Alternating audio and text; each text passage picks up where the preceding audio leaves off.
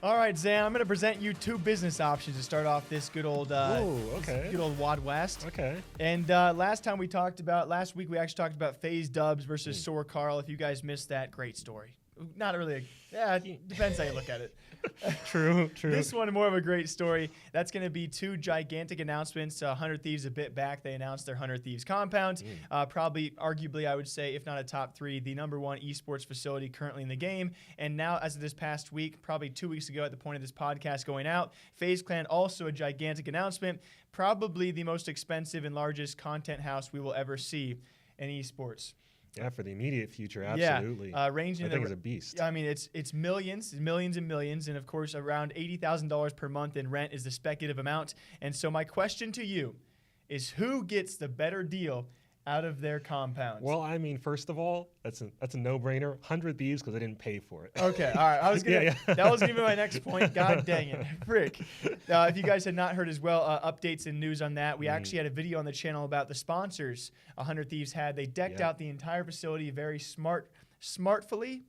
Is that intelligently? The right word? Thank you. Yeah. Intelligently. I think it was like 7 to 8 sponsors. The latest one being Elgato, and we just found out, as of us recording, that it actually paid for the entire expenses of the facility. So I guess my question just becomes a nil question, but I mean, it's crazy to imagine. Yeah. I mean, I'm sure those sponsors are pretty happy about their deal because now their logos are all over the place and all this content they're making there, and the fees are split between them, I imagine. So it's not like one company who is paying the 35 mil. Yeah, or whatever the rent comes down to. I'm sure none of them actually put down the entire right. Yeah, nobody walked up with a suitcase and was like, "You got Totino's? Yeah, Nade shot. You sell so many pizza rolls. You want to buy your 35 million? Yeah, of course it's obviously split the rent between all of them, but it's certainly a first that we've seen. I imagine. I don't think anyone else probably can say this. Not nearly at this level. Yeah, no. Really utilizing those sponsors and really bringing in sponsors that no one else can, albeit we can play the other side of things as well. Oh, absolutely. When it comes time for, if there was any esports organization who could afford to pay 80 grand a month just for content creators to live somewhere, it's FaZe. Oh, I don't even think 100 Thieves could pull that off. Yeah, and unless it was sponsored. I think they're going to be doing just fine with the amount of money they spend, especially with just imagine the return, just the return off of the house tour.